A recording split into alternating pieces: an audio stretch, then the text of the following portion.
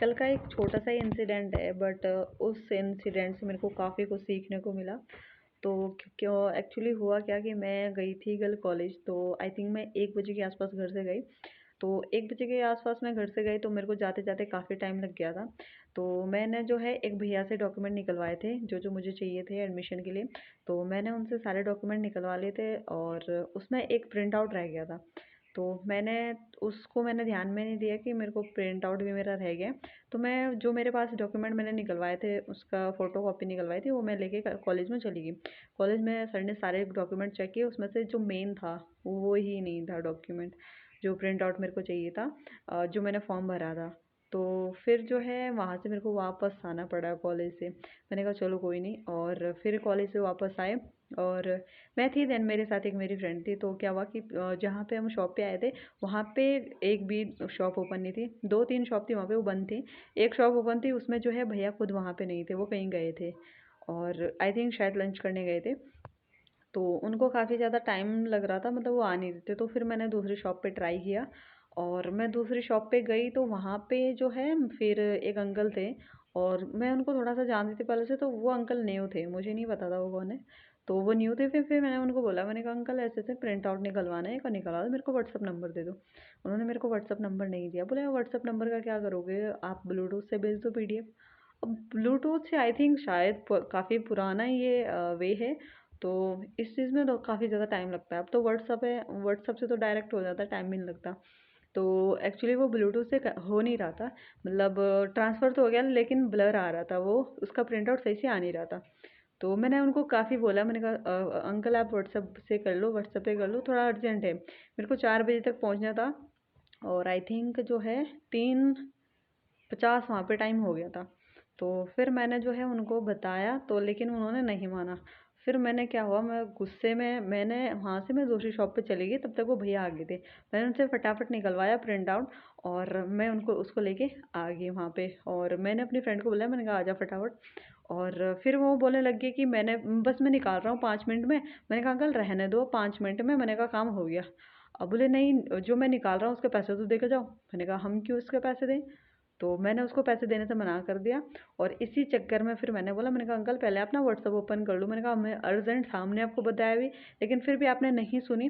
तो इसलिए मैंने कहा अंकल अब हो गया, आप रहने दो। और लेकिन फिर भी वो नहीं माने, उन्होंने मेरे को बोला कि इसके बाद इधर दिख मत जाना, ये वो ज़्यादा एटीट्यूड है, पता नहीं क्या क्या उन्होंने बोला। मैंने कहा चलो ठीक है कोई नहीं। मैंने भी थोड़ा बहुत उनको सुनाया, मैंने कहा पहले तो आप चलाना सीख लो, सिस्टम को चलाना सीख लो, उसके बाद शॉप पे आप बैठना, ठीक है। तो मैंने उनको ये सारी चीज़ें बोली। देन थोड़ा-सा हमारे बीच बहस हो गई थी, तो फिर हम वापस गए कॉलेज में। कॉलेज में जाके हमने सारे डॉक्यूमेंट वगैरह जमा किए वहाँ पे। एडमिशन के लिए अपना नाम जो है, अपना सीट जो है बुक करके, अपना सारा कुछ जो भी था वो करके, उसके बाद जो है हम वापस आ गए। देन वापस आने से पहले ही मैंने एक बार अपना बैग चेक किया और बैग में मेरा फ़ोन नहीं था। मेरे पास मतलब मेरा जो एक फ़ोन था वो तो मेरे पास ही था, लेकिन जो दूसरा फ़ोन था वो नहीं था। और मैं बहुत ज़्यादा टेंशन में आ गई थी।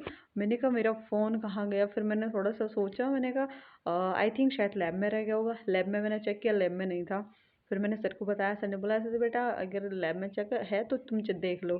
फिर मैंने वहाँ पे देखा, वहाँ पे भी नहीं था। फिर मैं मतलब थोड़ा टेंशन में आ गई थी, क्योंकि फिर मेरे को घर पे पक्का डाँट पड़ती अगर मैं फ़ोन को खो देती तो।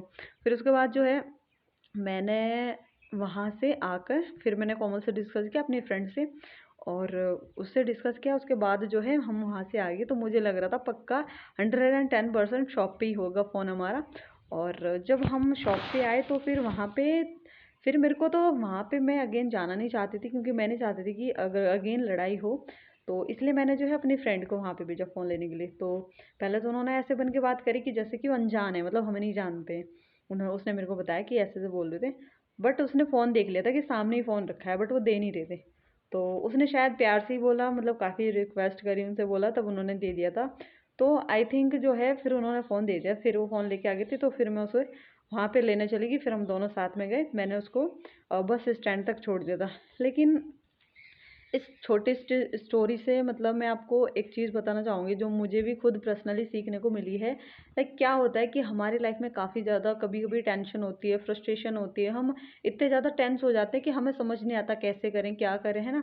तो यहाँ पे एक चीज़ मुझे जो सीखने को मिली, जो मुझे खुद रियलाइज़ हुई है कि इंसान की लाइफ में ना वो प्रॉब्लम खुद ही क्रिएट करता है। है ना? लाइक कोई भी काम अगर उसे है या उसे कोई करना है, तो अगर उसे वो शांति के साथ करे ना और सोच समझ के करे, तो उसकी लाइफ में वो प्रॉब्लम नहीं आती है, या मतलब जो है वो काम ईज़िली हो जाता है। इतनी ज़्यादा टेंशन लेने की ज़रूरत नहीं पड़ती। तो कभी भी कोई भी चीज़ आपकी लाइफ में ओवर कॉन्फिडेंस हो गया, या ओवर आप किसी चीज़ को लेके टेंशन कर रहे हो,